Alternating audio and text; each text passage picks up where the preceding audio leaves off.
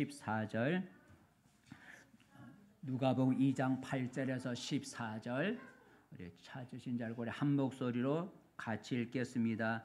그 지역의 목자들이 밤에 밖에서 자기 양떼를 지키더니 주의 사자가 곁에 서고 주의 영광이 그들을 두루 비치매 크게 무서워하는지라. 천사가 이르되 무서워하지 말라. 보라, 내가 온 백성에게 미칠 큰 기쁨의 좋은 소식을 너희에게 전하노라. 오늘 다윗의 동네에 너희를 위하여 구주가 나셨으니 곧 그리스도 주시니라. 너희가 가서 강보에 쌓여 구유에 누워 있는 아기를 보리니 이것이 너희에게 표적이니라 하더니 혼련히 수많은 천군이 그 천사들과 함께 하나님을 찬송하여 이르되 지극히 높은 곳에서는 하나님께 영광이요 땅에서는 하나님이 기뻐하신 사람들 중에 평화로다 하니라. 아멘.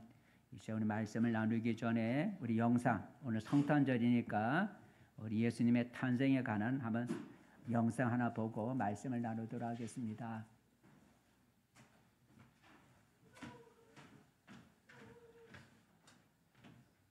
예수님의 탄생. 어느 날 로마 제국의 아구스도 황제가 전국에 호정령을 내렸어요. 호정령? 이보게, 호정령이 대체 뭐길래 사람들이 이렇게 수근수근거리고 있나? 각자 자기가 태어난 고향에 가서 내가 이 지역 이 집안 출신입니다, 정확히 등록을 하고 오라는 게야. 그런데 그걸 갑자기 왜 시키는 건가? 아유, 이 답답한 사람아, 그걸 몰라서 묻나? 이참에 인구를 제대로 조사해서 그만큼 세금을 따박따박 거두어 드리겠다, 이거 아니겠는가? 에휴, 먹고 살기도 바쁜데 언제 고향까지 다녀오나? 로마 제국의 지배를 받던 이스라엘 사람들도 황제의 명령에 따라야 했어요. 요셉과 마리아도 마찬가지였죠. 부부는 이제 곧 아기가 태어날 날을 기다리고 있었어요. 이보게 요셉, 자네는 고향이 어디라고 했지? 예. 다윗 왕께서 태어나신 베들레헴이 제 고향입니다. 마리아와 내일 아침 일찍 떠나려고요. 아니, 아이가 언제 나올지 모르는데 그 먼 곳을 같이 간다고? 그렇다고 혼자 남겨둘 수 있나요? 그리고 하나님께서 마리아를 지켜주고 계시니 괜찮습니다. 이튿날 아침, 요셉과 마리아는 베들레헴을 향해 떠났어요. 정말 힘겨운 여정이었죠. 낮에는 뜨거운 햇볕 아래 이동을 했고 밤에는 나무 아래에서 눈을 붙였어요. 혼몸이 아닌 마리아는 훨씬 더 힘들었지만 씩씩하게 참고 견뎠죠. 마침내 두 사람은 베들레헴에 도착했어요. 하지만 그때 갑자기 마리아의 배가 아파오기 시작했죠. 요새 금방이라도 아기가 태어날 것 같아요. 놀란 요셉은 허겁지겁 여관을 찾기 시작했어요. 지금 빈 방이 있습니까? 제 아내가 아기를 낳으려고 합니다. 여관이란 여관마다 이렇게 다급하게 물어봤지만 빈방 없으다, 돌아가시오. 그 호정령인지 뭔지 때문에 남아있는 방이 없다오. 야속하게도 마리아가 들어갈 방이 없었어요. 그렇게 한참을 수소문하고 있는데 한 여관 주인이 이렇게 말했어요. 빈 방은 남아있지 않소만 그 사정이 딱하군요. 정 그렇다면 요 뒤에 마구간이라도 들어가시겠소? 요셉은 순간 당황했어요. 말들이 먹고 자는 더러운 마구간에서 아기를, 그것도 구세주가 되실 분을 낳는다는 게 망설여질 수밖에요. 하지만 마리아에겐 더 이상 시간이 없었어요. 요셉, 지금 상황에는 어떤 곳이든 감사해야죠. 저곳으로 가요. 건초를 깔고 급한 대로 정리해봤지만 마구간은 정말 누추한 곳이었어요. 그곳에 마리아가 몸을 누이고 잠시 후 그 냄새나고 지저분한 마구간에서 드디어 하나님께서 약속하신 왕이 탄생하셨어요. 비록 아기를 낳을 요람조차 없어 말 먹이통에 누워있는 아기였지만 마리아와 요셉은 아기에게서 하나님의 영광을 느낄 수 있었어요. 두 사람은 기쁨의 눈물을 흘렸답니다. 한편 아기가 태어난 그날 밤, 베들레헴 주변의 한 들판에서 양을 치는 목자들이 양떼를 돌보고 있었어요. 목자들이 잠시 들판에 앉아 휴식을 취하고 있는데 갑자기 엄청나게 크고 밝은 빛이 그들의 머리 위에 비추었죠. 눈부셔! 이게 웬 빛이야? 이렇게 밝은 빛은 태어나서 처음 보는구만. 대체 이게 무슨 일이야? 우리에게 무서운 일이라도 생기는 걸까? 목자들이 두려워하고 있을 때 빛속에서 하나님의 천사가 나타났어요. 천사는 정말이지 행복한 표정을 짓고 있었죠. 두려워 말거라. 내가 모든 백성들을 위한 큰 기쁨의 소식을 들고 왔단다. 오늘 다윗의 고향 베들레헴에서 구세주가 태어나셨으니 곧 그리스도 주님이시란다. 그 증거로 너희는 포대기에 쌓여 말 먹이통에 누워있는 한 아기를 보게 될 거란다. 그리고 그와 함께 얼떨떨해하는 목자들 앞에 더 놀라운 일이 벌어졌어요. 수많은 하늘 군대와 천사들이 나타나더니 하늘 위에서 하나님을 찬송하기 시작한 거죠. 그건 높은 곳에 계신 하나님께 영광을 돌리고 땅에 있는 사람들의 평화를 약속하는 아주 아름다운 노래였어요. 잠시 후 천사들이 사라지고 맙소사, 내가 뭘 본 거지? 이 세상을 구해주실 분이 이 근방에서 태어나셨다고? 그런 대단한 분이 왜 말 먹이통에 누워 계신 걸까? 이보게들, 이럴 때가 아니네. 우리가 직접 가서 확인해 보자고. 목자들은 헐레벌떡 베들레헴 마을로 달려갔어요. 말 먹이통에 누워있는 아기를 찾기 위해 마구간이란 마구간은 다 들러보았죠. 그리고 한 마구간 앞에 섰을 때 마침내 그들은 아기의 울음소리를 들을 수 있었어요. 실례합니다. 저 아기가 방금 태어난 아기입니까? 한 천사가 우리에게 나타나 구세주가 태어나셨다 해서 찾아왔소만 그게 정말이었군요. 그 다음엔 천사들이 단체로 나타나서 찬송도 불렀다고요. 목자들의 말을 들은 마리아는 조용히 고개를 끄덕였어요.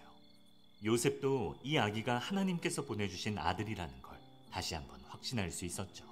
목자들은 차례대로 돌아가면서 조금 전 천사들이 했던 것처럼 하나님께 영광을 돌리고 찬양을 드렸어요. 그리고 아기가 태어난 지 8일째 되는 날, 마리아와 요셉은 아기에게 예수라는 이름을 지어주었어요. 전에 천사가 말해준 세상에서 가장 빛나는 이름이었죠. 여러분 기억나나요? 옛날 하나님의 선지자 나단은 다윗 왕에게 다윗의 후손이 이 세상을 영원히 통치할 거라 약속했어요. 다윗의 고향 베들레헴에서 다윗의 후손인 요셉의 아들로 자라나게 된 아기 예수. 먼 옛날 하나님의 약속이 드디어 이 땅 위에 이루어진 거예요. CBS 성경 동화. 그럼 다음 이야기에서 만나요. 안녕.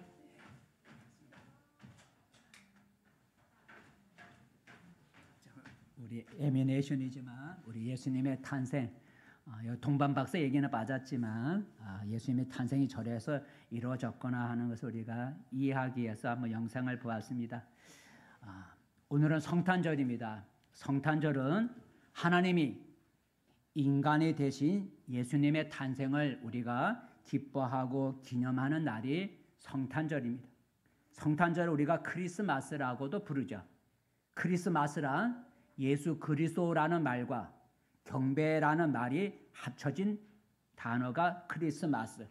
그 크리스마스는 예수님의 탄생을 예배하는 날이다라는 거죠. 우리 성탄절은 크리스마스, 예수 그리스도를 경배하는 날, 예배 드리는 날이 성탄절이에요. 그래서 우리가 오늘 예수님의 탄생, 매년 우리가 예수님의 탄생을 우리가 기념하기 위해서 우리가 성탄 예배를 드립니다. 우리는 종종 어떻게 하나님이 인간이 될 수 있을까라는 질문을 할 수가 있습니다. 신이 인간이 된다고? 하지만 하나님은 우리 인간과는 차원이 다른 존재고 하나님의 하시는 일은 우리 인간의 사고 영역을 넘어서는 것이다라는 거죠. 사람이 생각하지 못한 일을 하는 게 하나님의 능력이죠.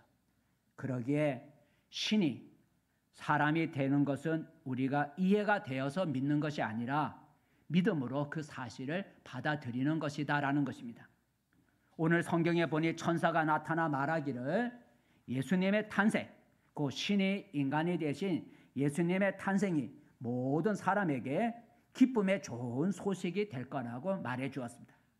기쁨의 좋은 소식 한번 읽어볼까요? 10절이죠. 10절 말씀 시작. 천사가 이르되 무서워하지 말라. 보라 내가 온 백성에게 미치 큰 기쁨의 좋은 소식을 너에게 전하노라 그랬어요. 예수님의 탄생이 모든 사람에게 좋은 소식, 기쁨을 주는 좋은 소식이 된다는 거예요. 어떻게 예수님의 탄생이 모든 인간에게 좋은 소식이 되는 것일까? 그것은 예수님의 탄생이 우리 모든 인간과 관계가 있기 때문이다라는 거죠. 나와 관계가 없으면 그가 누가 태어나도 우리가 관심이 없어요. 그죠? 우리 주변에 태어나시는 분 맞고 생신을 맞이하는 사람 많지만 나와 관계가 없기 때문에 전혀 관심을 우리가 갖지 않아요. 근데 예수님의 탄생에 우리가 왜 관심을 갖느냐? 예수님의 탄생은 모든 인간과 관계가 있기 때문에 우리가 그분의 탄생에 관심을 갖고 기뻐하는 거예요. 한번 예수님의 탄생이 우리 인간과 관계가 있다는 말을 한번 찾아 읽어볼까요? 11절 말씀 시작. 오늘 다윗의 동네에 너희를 위하여 구주가 나셨으니 곧 그리스도 주시니라.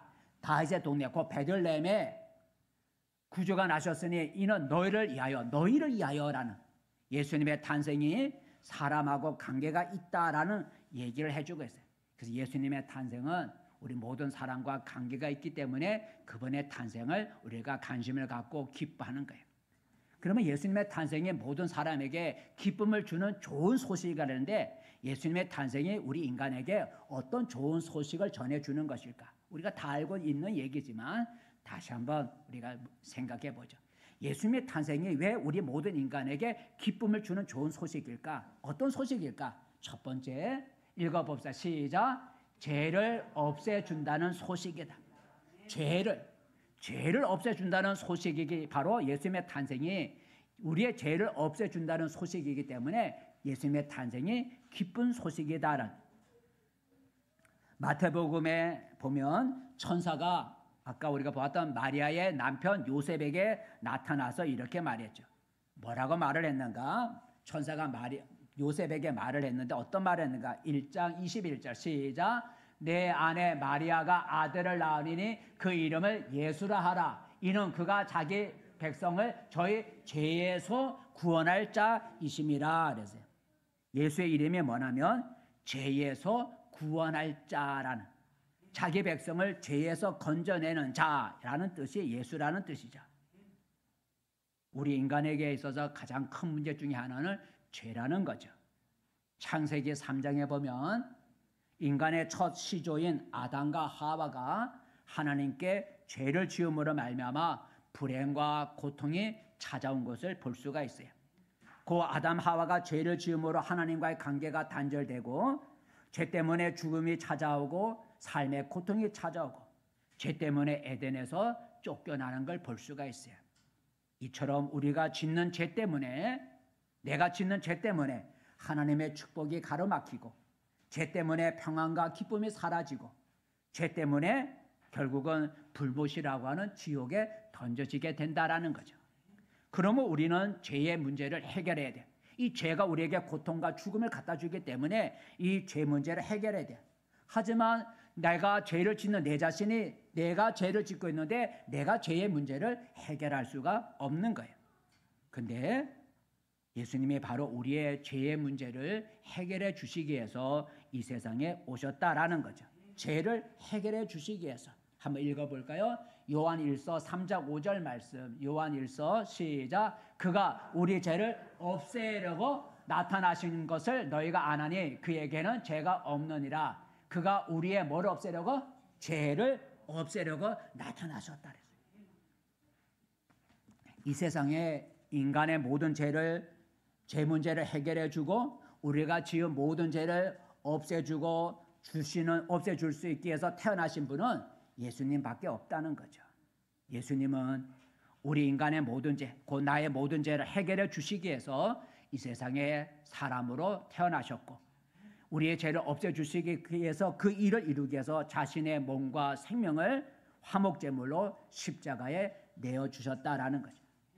나의 모든 죄를 없애려고, 나의 모든 죄를 없애주고 나로 하여금 모든 죄를 용서받게 하는 죄사함을 받을 수 있다고 하는 그 소식보다 더 기쁜 소식이 어디 있겠어요? 내가 모든 죄를 지은 모든 죄가 다 없애지고 모든 죄가 다 용서받을 수 있다고, 사함을 받을 수 있다는 이 소식보다 더 좋은 소식이 어디 있어요? 네, 바로 예수님이 나의 죄를 없애주고 나의 죄 문제를 해결해 주기 위해서 이 세상에 태어나셨으니 그의 탄생이 기쁜 소식이다라는 거죠. 그러므로 우리는 예수님의 탄생을 기뻐하고 감사해야 된다. 그분은 우리의 죄를 없애주기 위해서 오셨기 때문에. 두 번째, 예수님의 탄생이 우리에게 기쁨의 좋은 소식이 되느냐? 뭐 때문에 기쁨의 좋은 소식이 되느냐? 두 번째, 읽어봅시다. 시작. 영생을 주신다는 소식입니다. 영생이란 그 단어대로 영원히 사는 것을 우리가 영생이라고 합니다. 우리 사람은 오래 살고 싶지만 이 땅에서 많이 살면 90이잖아요. 사람은 다른 동물과 달리 죽음으로 끝나는 존재가 아니죠. 우리가 어려면 죽어버리면 그만이지. 죽으면 뭘 알겠어. 그런데 우리 인간은 죽음으로 끝나는 존재가 아니라 죽음 후에 하나님의 심판을 받는다라는 거죠. 죽음 후에 하나님의 심판을 받는다. 성경 말씀 읽어볼까요? 계시록 20장 12절 말씀 시작. 내가 보니 죽은 자들이 큰 자나 작은 자나 그 보좌 앞에 서 있는데 책들이 펴 있고 또 다른 책이 펴졌으니 그 생명책이라. 죽은 자들이 자기 행위를 따라 책들에 기록된 대로 심판을 받는다. 죽은 자들이 생명책도 있고 행위책도 있는데 사람의 자기 행위대로 행위록에 기록된 책대로 심판을 받더라. 죽은 자들이 심판을 받는다라는 마지막에 나오는 이 말을 보면 사람은 죽음으로 끝나는 존재가 아니다라는 것을 알 수가 있습니다. 죽어서 없어지는 존재라고 한다면 하나님의 심판이 있을 수가 없습니다. 그리고 죽은 자들이 하나님의 심판의 결과에 따라 어떤 자는 지옥불에 가고 어떤 자는 천국에 가서 영생을 누리게 되죠. 한번 20장 15절 말씀 읽어볼까요? 시작. 누구든지 생명책에 기록되지 못한 자는 불못에 던지우더라. 생명책에 기록된 자는 하나님 나라에 들어가 영생을 누리고 생명책에 기록되지 못한 사람은 불못이라고 하는 곳에 던져지더라라는 거죠.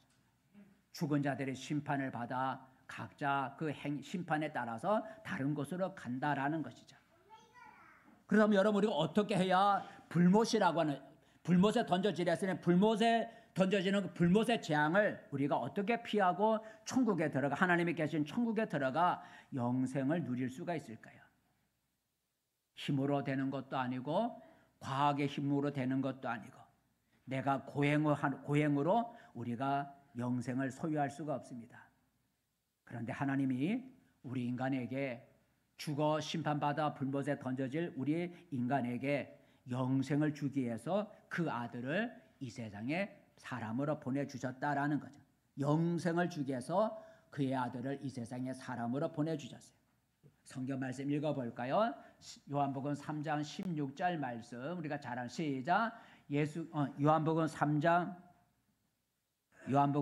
16절 말씀 시작. 하나님이 세상을 이처럼 사랑하사 독생자를 주셨으니 이는 저를 믿는 자마다 멸망하지 않고 영생을 얻게 하려 함이라. 라는 멸망한다는 얘기는 아까 불못에 던져지는 건 불못에 던져지지 않고 영생을 얻게 하기 위해서 하나님이 그의 아들 독생자를 보내주셨다 그랬어요. 예수님도 자기를 믿는 자는 영생을 얻을 것이라고. 예수님도 자기를 믿는 자는 영생을 얻을 거라 말씀하셨어요. 한번 읽어볼까요? 요한복음 11장 말씀. 나를 믿는 자는 영생을 얻는다는 것. 시작. 예수께서 이르시되 나는 부활이요 생명이니 나를 믿는 자는 죽어도 살겠고 무릇 살아서 나를 믿는 자는 영원히 죽지 아니하리니 이것을 내가 믿느냐라는 거죠. 나를 믿는 자는 죽어도 살겠고 살아서 믿는 자는 영원히 죽지 아니하리라 라고 약속하셨어요. 내가 죽어도 영생을 누릴 수 있다는 소식보다 더 좋은 소식이 어디 있겠어요?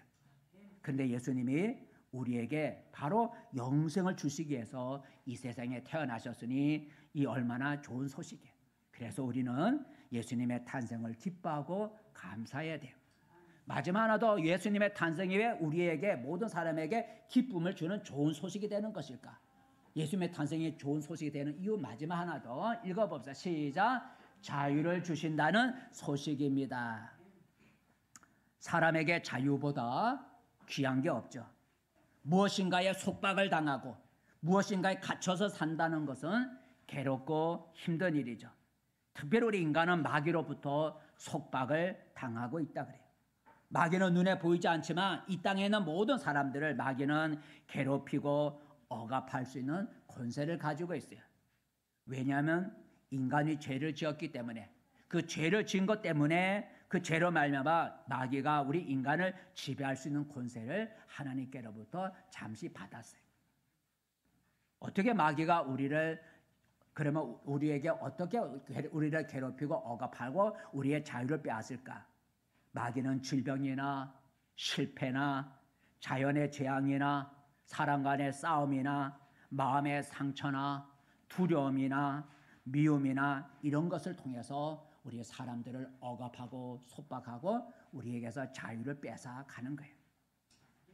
누가 우리를 이런 마귀의 속박으로부터, 마귀가 질병과 실패와 재앙과 싸움과 상처와 두려움과 미움 이런 걸 우리를 괴롭히는데 이런 마귀의 속박으로부터 누가 우리에게 자유함을 주실 수 있을까?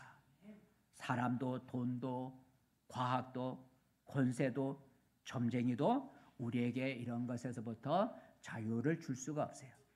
오직 하나님 아들 예수님만이 우리에게 이런 마귀의 속박으로부터 자유를 주실 수가 있어요. 예수님은 우리 인간에게 자유를 주기 위해서, 마귀의 속박과 억압에서부터 우리를 자유를 주시기 위해서 이 세상에 오셨어요. 한번 읽어볼까요? 자, 누가복음 4장 말씀 시작. 나를 보내사 포로된 자에게 자유를, 눈먼 자에게 다시 보게 함을, 눌린 자를 자유케 하려 함이라. 하나님이 나를 보내신 것은 자유를 주기 위해서. 눌린 자, 억압당하는 자, 고통당하는 자, 실패한 사람, 이런 사람, 생활적으로 마귀에게 여러 가지로 마귀를 통해서 눌림을 받고 있는 사람들에게 자유함을 주기 위해서 하나님이 나를 보내셨다 그랬어요. 예수님은 우리를 억압하고 우리를 괴롭히는 마귀가 하는 그 일을 멸하기 위해서 이 세상에 오셨다 그랬어요. 마귀의 일을 멸하기 위해서 오셨다 그랬어요. 한번 읽어볼까요? 요한 1서 말씀 시작. 하나님의 아들이 나타나신 것은 마귀의 일을 멸하려 하십니다. 뭔 일을 멸하기 위해서? 마귀가 하는 일. 마귀가 어떤 일을 한다 그랬어요? 우리를 억압시킨다. 무엇을 통하죠? 질병이나 실패나 두려움이나 미움이나 분쟁이나 재앙, 자연의 재앙 이런 것을 우리를 억압하는 그런 우리에게서 자유를 빼앗는데 그런 일을 못하게 하기 위해서 그런 데서부터 그런 것에서 눌려있는 우리에게 자유를 주기 위해서 마귀의 속박에서부터 우리에게 건져내기 위해서 예수님이 오셨다라는 거죠. 마귀의 속박으로부터 우리가 자유함을 얻을 수 있다는 소식보다 또 기쁜 소식이 어디 있겠어요? 근데 바로 예수님이 우리에게 눌려 억압을 당하고 있는 우리에게 참 자유를 주시기 위해서 이 세상에 태어났으니 그의 탄생이 얼마나 좋은 소식이에요. 그래서 우리는 예수님의 탄생을 기뻐하고 감사해야 된다라는 것입니다. 그렇다면 우리는 예수님의 탄생을 그분이 이 세상에 오심을 어떻게 기뻐하며 감사할 수 있을까? 어떤 방법으로? 성경에 보면 예수님이 탄생하셨을 때 예수님의 탄생을 축하한 사람들이 있죠. 그들의 모습을 통해서 우리는 예수님이 이 세상에 오신 것을 축하하는 방법을 배울 수가 있어요. 하나는 노래로 축하할 수가 있어요. 노래로 축하할 수가 있어요. 무엇으로 축하할 수 있다고요? 노래로 축하할 수 있어요. 예수님의 탄생을 제일 먼저 축하한 이들이 있는데 예수님의 탄생을 제일 먼저 축하한 사람은 축하한 이는 사람이 아니라 누구였어요? 성경에 보니 아까 우리 영상을 봤죠? 하늘의 천사들이었다라는 거죠. 예수님이 탄생한 날 밤 하늘에 갑자기 수많은 천사들이 나타나서 목자들이 보니 하늘에 나타난 천사들이 예수님의 탄생을 기뻐하며 찬송하고 노래하는 걸 볼 수가 있어요. 한번 읽어볼까요? 누가복음 천사들이 노래를 하는 거예요. 13절 14절 13절부터 시작. 홀련히 수많은 천군이 그 천사들과 함께 하나님을 찬송하여 이르되 지극히 높은 곳에서는 하나님께 영광이요 땅에서는 하나님의 기뻐하신 자들 사람들 중에 평화로다 하니라고 하나님을 찬송했다라는 거죠. 천사들은 예수님의 탄생을 어떻게 축하했다고요? 아름다운 노래를 통해서 노래를 부름으로 축하를 했어요. 이처럼 우리도 천사들처럼 악기나 음성이나 춤을 통해서 우리가 노래를 불러 예수님의 탄생을 축하할 수가 있어요. 그래서 우리 오늘 다른 데보다 찬송을 한 곡 두 곡 더 불러보려고 그래요. 찬송으로 예수님의 탄생을 우리가 축하할 수 있어요. 두 번째 예수님의 탄생을 우리가 축하하는 방법은 어떤 것이 있을까? 두 번째는 읽어봅시다. 시작. 전함으로 알려줌으로써 전함으로 예수님의 탄생하신 날 밤에 예수님의 탄생하신 날 그 밤에 찾아가서 예수님의 탄생하신 걸 기뻐한 사람들이 있었는데 아까 우리 영상을 보니까 누구였어요? 목자들이었다라는 거죠. 제일 먼저 축하한 이는 천사들이 축하했고 사람으로서 예수님의 탄생하신 날 밤에 찾아가서 축하한 사람들은 목자들이었다라는 거죠. 천사가 나타난 목자들에게 너희들의 구주가 되실 기쁨의 좋은 소식을 전해줄 구주가 탄생하셨다는 소식을 알려주죠. 한번 읽어볼까요? 오늘 본문 누가복음 11절부터 시작. 오늘 다윗의 동네에 너희를 위하여 구주가 나셨으니 곧 그리스도 주시니라. 너희가 가서 강보에 쌓여 구유에 누워 있는 아기를 보리니 이것이 너에게 표적이니라 하더니 그랬어요. 천사가 목자들에게 아기 예수가 구세주가 탄생할 거 알려줬어요. 자, 그래서 천사들이 떠나자 목자들은 그것이 사실인지 베들레헴을 아까 보니 달려가서 그리고 강보에 쌓여 구유에 짐승의 먹이통 구유에 누워 있는 아기를 보았어요. 그리고 목자들은 그곳에 모여 있는 아까는 아기 예수와 두 부모만 요셉과 마리아만 있지만 성경에 보면 그 아기가 태어났을 때 그 여관이니까 많은 사람들이 그곳에 모여 있었다는 거죠. 아기가 태어났으니까 아기 소리가 나니까 주변에 있던 사람들이 그 밤에 그곳에 모여들었다는 거죠. 우리 성경에 보니까. 그래서 목자들은 그곳에 아기가 태어나서 거기 구경하러 모여든 그 사람들에게 천사들이 자기들에게 나타나 구세주가 탄생했다는 소식을 그들에게 전해주죠. 거기에 모인 사람들에게 예수님 하는 천사가 우리를 위한 구세주가 태어났다. 이 아기가 바로 구세주다 하고 거기에 모이는 사람들에게 이 아기가 우리를 위한 구주이시다라고 천사가 말한 것을 전해주게 되죠. 한번 읽어볼까요? 누가복음 2장 17절 시작. 천사가 자기들에게 이 아기에 대하여 말한 것을 전하니 듣는 자가 다 목자들이 그들에게 말한 것들을 놀랍게 여기되 그랬어요. 목자들은 예수님의 탄생을 어떻게 축하했어요? 자기들이 보고 들은 천사를 통해서 보고 들은 그 사실을 다른 사람에게 전해 주었어요. 이처럼 우리도 목자들처럼 예수님의 탄생 소식을 우리 주변에 알지 못하는 사람들에게 알려줌으로써 우리 인간을 위한 구주가 태어나셨습니다. 그분이 예수님입니다 하는 것을 우리가 전해줌으로 알려줌으로써 우리는 예수님의 탄생을 축하할 수가 있어요. 또 하나는 우리가 무엇으로 예수님의 탄생을 축하할 수 있을까? 세 번째 읽어봅시다. 시작. 예물로 축하할 수 있습니다.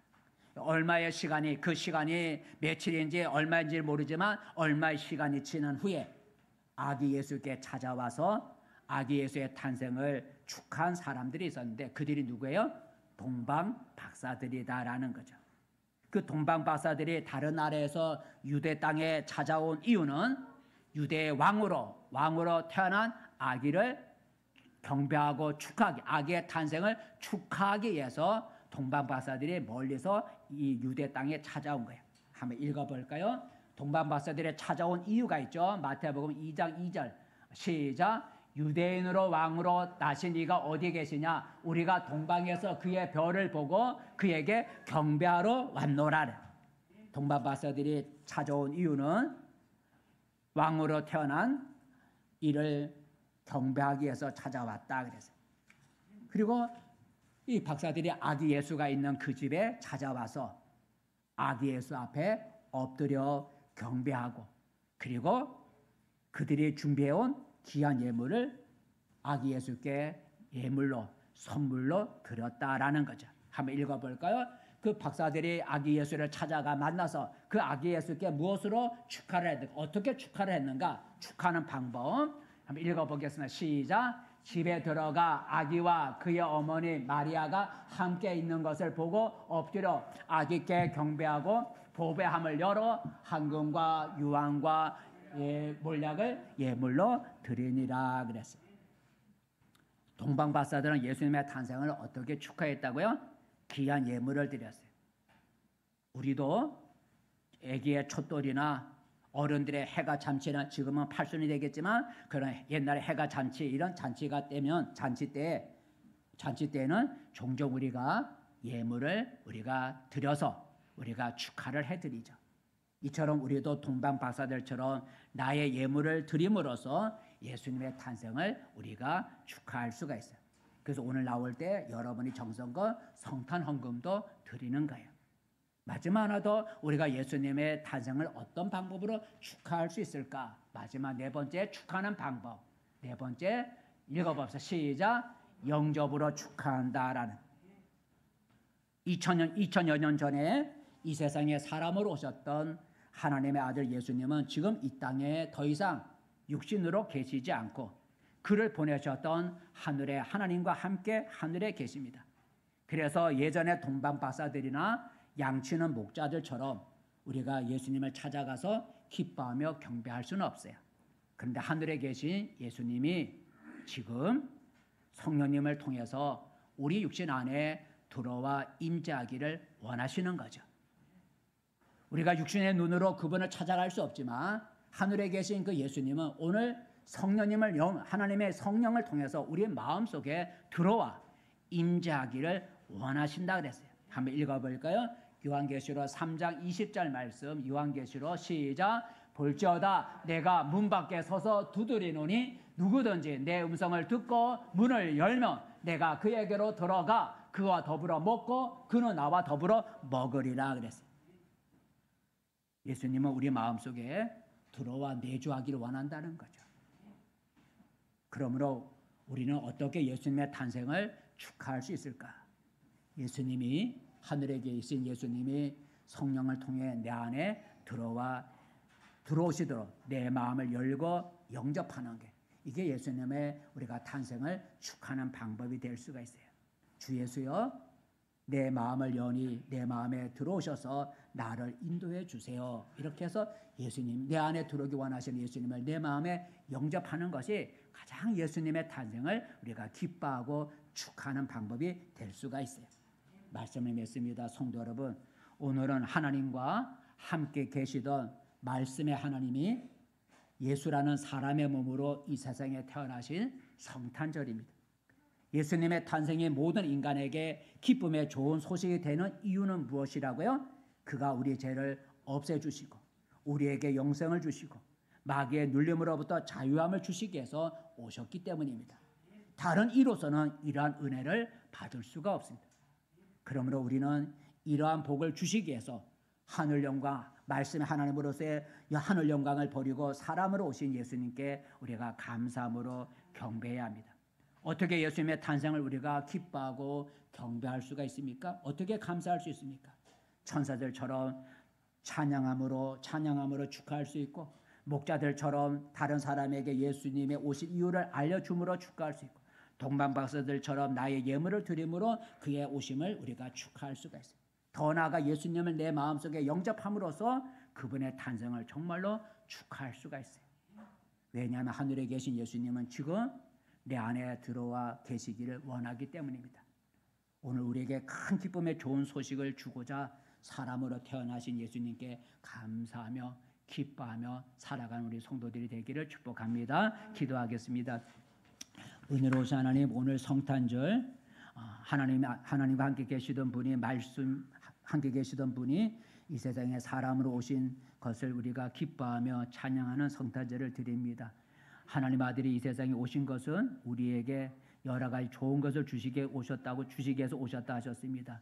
주님이 주시고자 하는 것을 우리가 받아 누릴 수 있는 은혜를 허락하여 주시옵소서. 또 이렇게 이 일을 위해서 오신 예수님 우리가 찬양하고 그분을 경배하며 그분을 섬기며 살아가는 우리가 되게 도와주옵소서. 예수님의 이름으로 기도합니다. 아멘. 자, 우리 예수님이 탄생하신 것을 우리가 축하하면서 우리 찬양으로 우리가